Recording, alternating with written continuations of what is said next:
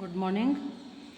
Psychology standard 12થમાં chapter 3 intelligence એટલે કે બુદ્ધિ ગુણભાર છે 12 માર્ક, જેમાં એથી ઈ સેક્શન સુધીમાં એક એક પ્રશ્ન પૂછાય છે. મિત્રો, હવે આપણે પ્રસ્તાવના જોઈએ. પૃથ્વી પર વસવાટ કરતી સમગ્ર જીવસૃષ્ટિમાં મનુષ્ય સર્વશ્રેષ્ઠ. પ્રશ્ન થાય કે અન્ય સજીવો કરતાં આપણી પાસે એવું શું વિશિષ્ટ છે? તો જવાબ મળે કે એક ભાષા અને બીજો વિચાર એટલે કે બુદ્ધિ.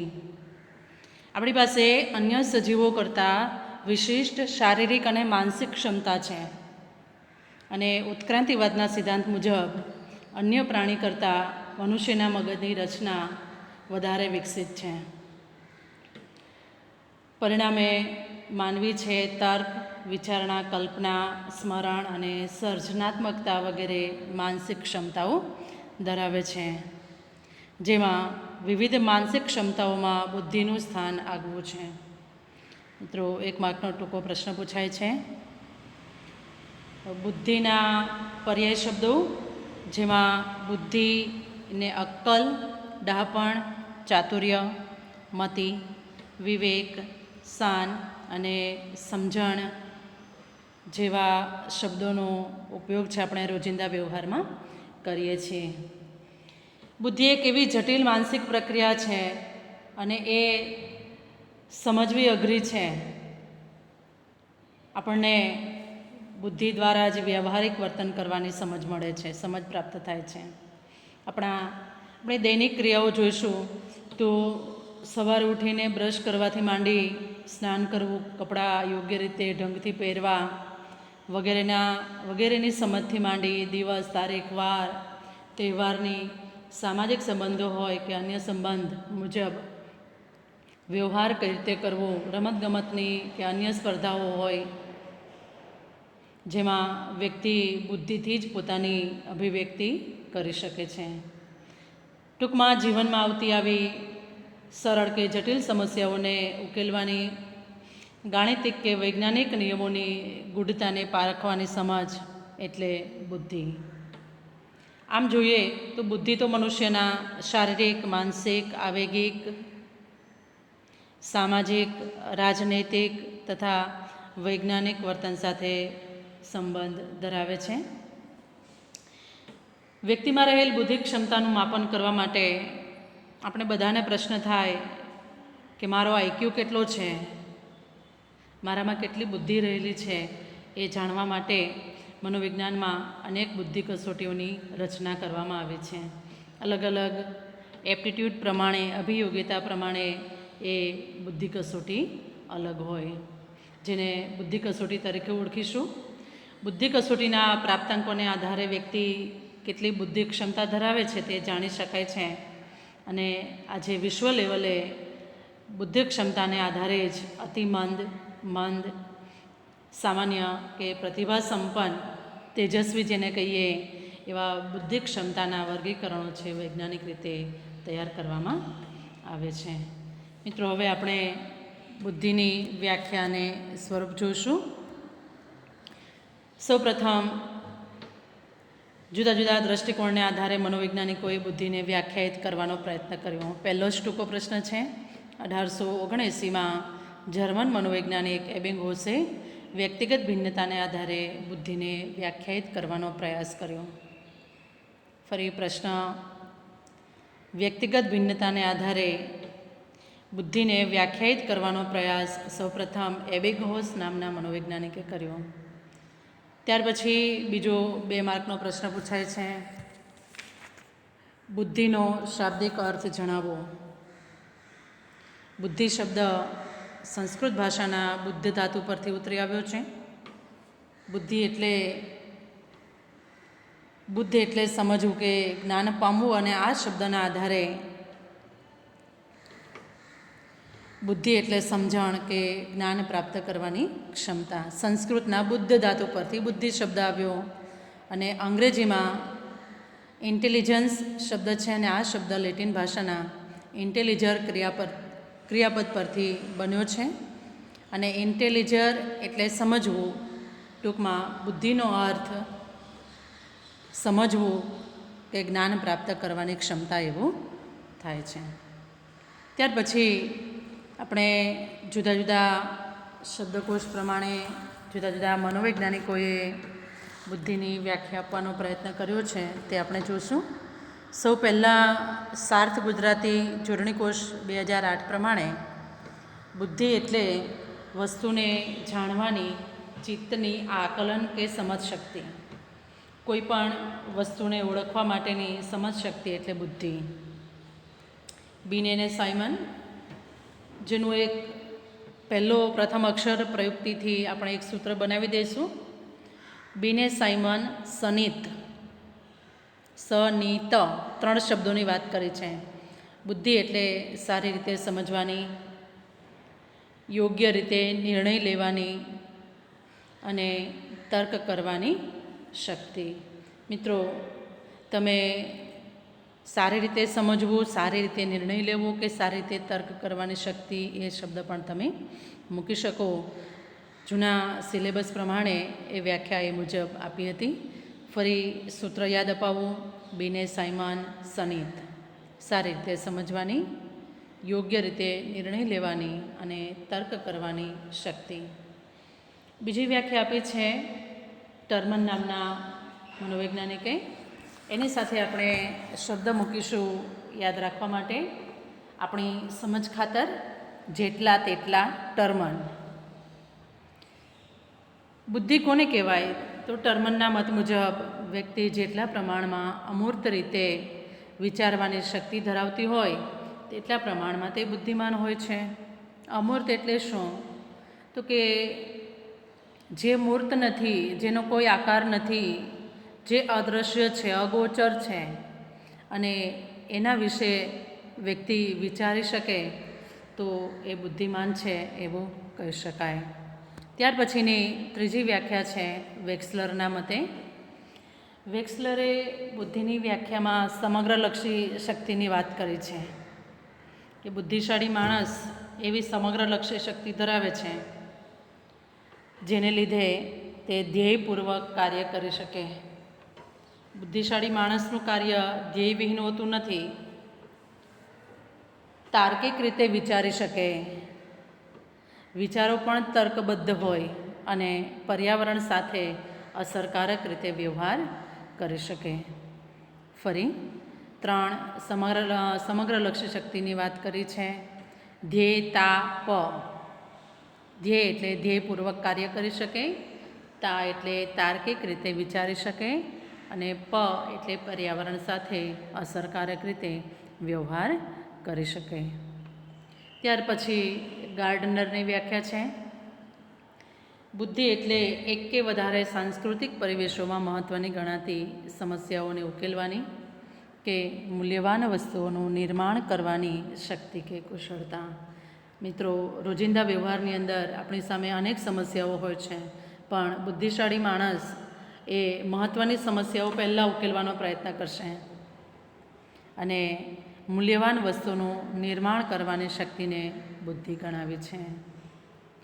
સ્ટનબર્ગના મત મુજબ બુદ્ધિ એટલે પર્યાવરણના કોઈપણ સંદર્ભ સાથે અનુકૂલન કરવા માટે અથવા તેને ઘાટ આપવા માટે અથવા તેને પસંદ કરવા માટેની જરૂરી માનસિક શક્તિઓ.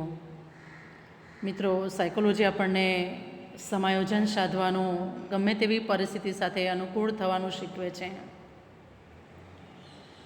જો પરિસ્થિતિને બદલી ન શકો તો એમાંથી ઘાટ આપવો એટલે આપણી ઈચ્છા મુજબ વર્તન કરવું, પરિસ્થિતિ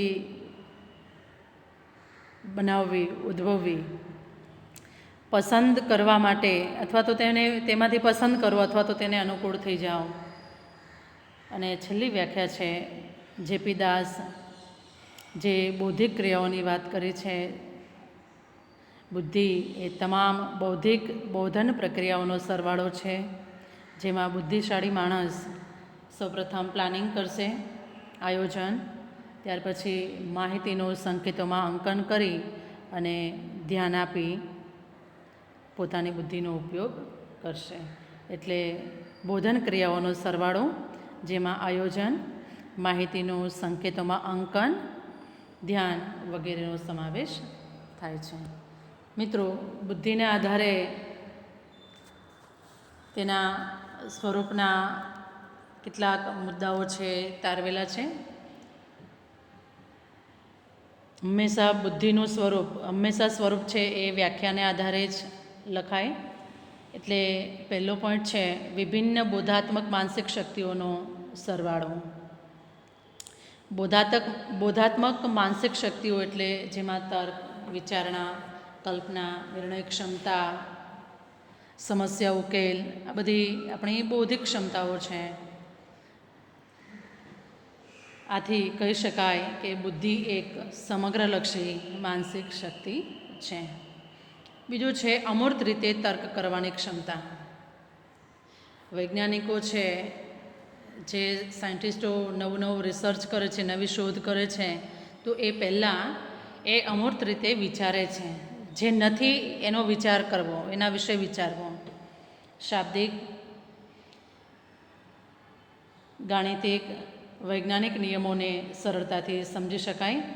જેમ કે ન્યાય, પ્રામાણિકતા, સજ્જનતા એવા શબ્દો છે જેને મૂર્ત કે આકૃતિના સ્વરૂપમાં દર્શાવી શકાતા નથી. સજ્જનતા એ કોઈના વર્તન થ્રુ જ ઉદાહરણથી જોવા મળે એનું કોઈ કદ, આકાર, આકૃતિ નથી. આવા અમૂર્ત શબ્દોના અર્થને સમજવાની ક્ષમતા એટલે બુદ્ધિ. ત્રીજો પોઈન્ટ છે સમસ્યાનો ઉકેલ મેળવવાની ક્ષમતા. બુદ્ધિ વડે જ માનવી આંતરસૂઝની મદદથી સમસ્યાનો ઉકેલ મેળવી શકે છે.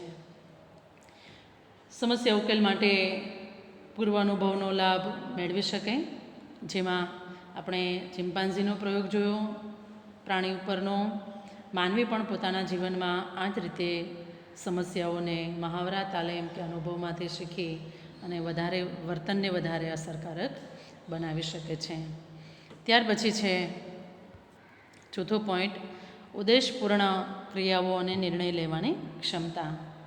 બુદ્ધિને કારણે જ વ્યક્તિ ઉદ્દેશપૂર્ણ, હેતુપૂર્ણ ક્રિયાઓ કાર્ય કરે છે. હેતુવિહીન કાર્ય હોતું નથી અને જીવનના દરેક વાસ્તવિક ધ્યેયો નક્કી કરવામાં, પરિસ્થિતિનું યોગ્ય રીતે અર્થઘટન કરવું હોય, અસરકારક રીતે વિચારવામાં કે જીવન વ્યવહારમાં સામાન્યથી માંડી વિશિષ્ટ પ્રકારના કાર્યો કરવા કે નિર્ણયો લેવામાં બુદ્ધિ છે મદદરૂપ બને છે. છેલ્લો સ્વરૂપનો પોઈન્ટ છે વાતાવરણ સાથે સમાયોજન કે અનુકૂલન કરવાની ક્ષમતા. બુદ્ધિ વ્યક્તિને વાતાવરણ સાથે અસરકારક રીતે સમાયોજન સાધવામાં મદદરૂપ બને છે. મિત્રો, આપણી સામે નવી પરિસ્થિતિ ઉદ્ભવે છે અને એ પરિસ્થિતિ સાથે કઈ રીતે મેળ બેસાડવો, અનુકૂળ થવું, એ આપણને સાયકોલોજી શીખવે છે. બુદ્ધિ એ નવી પરિસ્થિતિ કે કાર્ય અંગે બદલાતી જતી અપેક્ષાઓ સાથે સાનુકૂળ થવાની શક્તિ છે. બીજો આપણે મહત્ત્વના 3 માર્કના પ્રશ્ન પર આવશું, જેમાં ઘણા ટૂંકા પ્રશ્ન પણ છે. જોઈએ સામાન્ય સંભવિતતાનો આલેખ. મિત્રો, સામાન્ય સંભવિતતાના આલેખની સાથે ત્યાર પછી ડી સેક્શનમાં જ બીજો એક પ્રશ્ન પણ પૂછાય છે, જે તમારે આ આલેખને આધારે જ વિતરણ કરવાનું છે. પ્રશ્ન: બુદ્ધિઆંકનું વિતરણ સમજાવો.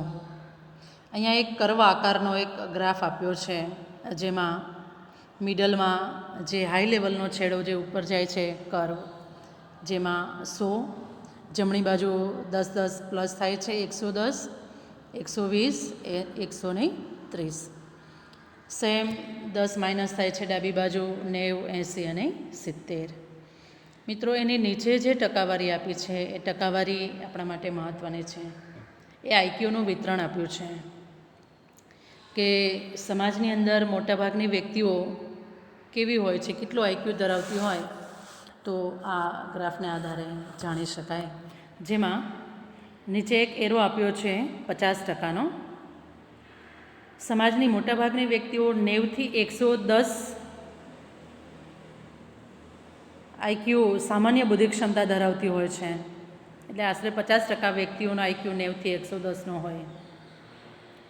110 થી 120 જેનો આઈક્યુ છે, જેના પર્સન્ટેજ 50% તો સામાન્યમાં આવી ગયા, 25% ચડતા ક્રમમાં અને 25% ઉતરતા ક્રમમાં જોઈએ તો જેનો આઈક્યુ 110 થી 120 છે તેનું પ્રમાણ 16.1% છે. 120 થી 130 આઈક્યુ ધરાવનાર સમાજમાં 6.7% વ્યક્તિઓ છે. પ્રતિભાશાળી તેજસ્વી વ્યક્તિનું પ્રમાણ, જેનો આઈક્યુ ટૂંકા પ્રશ્નમાં પૂછાય છે, પ્રતિભા સંપન્ન વ્યક્તિનો આઈક્યુ કેટલો હોય છે?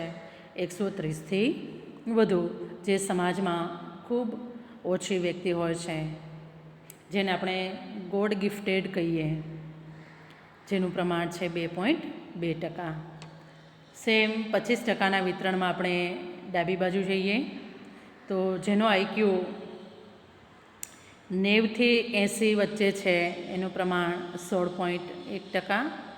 ઉતરતા ક્રમમાં 80 થી 70ની વચ્ચે આઈક્યુ ધરાવનાર વ્યક્તિઓ 6.7% છે, જ્યારે મનોદુર્બળ વ્યક્તિ જેમ પ્રતિભા સંપન્ન વ્યક્તિનો આઈક્યુ 130 થી વધુ, તે જ રીતે મનોદુર્બળતા ધરાવતી મંદ બુદ્ધિની વ્યક્તિઓનો આઈક્યુ કેટલો હોય છે એવો પણ ટૂંકો પ્રશ્ન પૂછાય છે, અને એનું પ્રમાણ છે 70 થી ઓછો આઈક્યુ હોય અને સમાજમાં તેનું પ્રમાણ છે 2.2%. મિત્રો, એની સાથે સૌપ્રથમ આ આલેખ આપવાનો પ્રયત્ન કોણે કર્યો અને બુદ્ધિ ક્ષમતાને માપવા માટે આમ તો 5 માર્કના પ્રશ્નમાં આઈક્યુનું માપન કઈ રીતે થાય એ આપણે જોશું, પણ અહીંયા સૂત્ર દ્વારા સમજી લઈએ. જ્ઞાન પ્રાપ્તિ, નોલેજ મેળવવા માટે, સમસ્યાઓને ઉકેલવા માટે, અમૂર્ત તાર્કિક વિચારણા માટે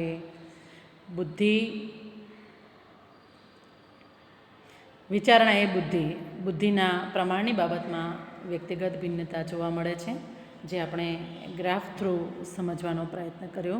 દરેક વ્યક્તિનો આઈક્યુ એક સરખો હોતો નથી, પણ કુદરતે આપણને જે કોમ્પ્યુટર કરતાં પણ સતેજ મગજ આપ્યું છે, સાયકોલોજિસ્ટો એવું કહે છે કે વ્યક્તિ પોતાના જીવન દરમિયાન 10% જેટલી બુદ્ધિનો પણ ઉપયોગ કરતી નથી. તો વિચાર કરો કે આપણી પાસે કેટલી બધી એવી ક્ષમતા છે જે વપરાયા વગરની રહે છે. વ્યક્તિમાં રહેલી બુદ્ધિ ક્ષમતાનું માપન કરવા માટે વિલિયમ્સટને 1912માં સૂત્ર આપ્યું, 1 માર્કમાં પૂછાય છે.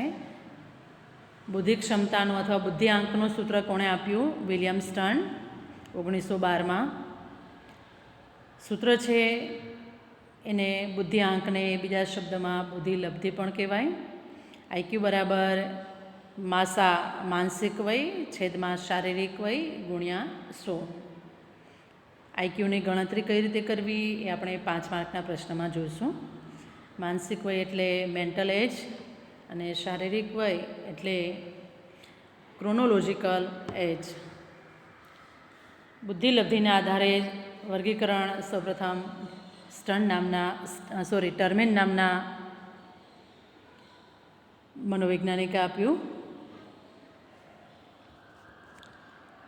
એટલે મનોવૈજ્ઞાનિક બુદ્ધિલબ્ધિના આધારે વર્ગીકરણ પૂછાય તો ટર્મેન નામનો મનોવૈજ્ઞાનિક, અને બુદ્ધિ આંકનું સૂત્ર પૂછાય તો વિલિયમ્સટન. એટલે બંનેના નામમાં ખાસ કાળજી રાખજો.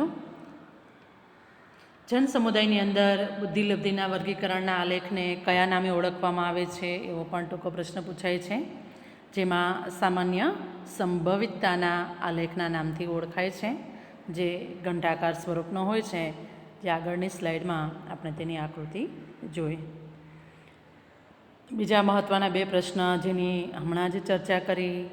સામાન્ય બુદ્ધિ ક્ષમતા ધરાવનાર વ્યક્તિ 50% છે, મનોદુર્બળનો આઈક્યુ 70થી ઓછો છે, એબનોર્મલ વ્યક્તિઓ છે 2.2% જેટલી, બહુ ઓછી, ભાગ્યે જ જોવા મળે, જ્યારે તેજસ્વી બુદ્ધિ ક્ષમતા ધરાવનાર વ્યક્તિ પણ 2.2% જ છે, જેનો આઈક્યુ 130થી વધુ હોય છે. મિત્રો, હવે આપણે 3 અને 5 માર્કના મહત્ત્વના પ્રશ્ન તરફ આવશું.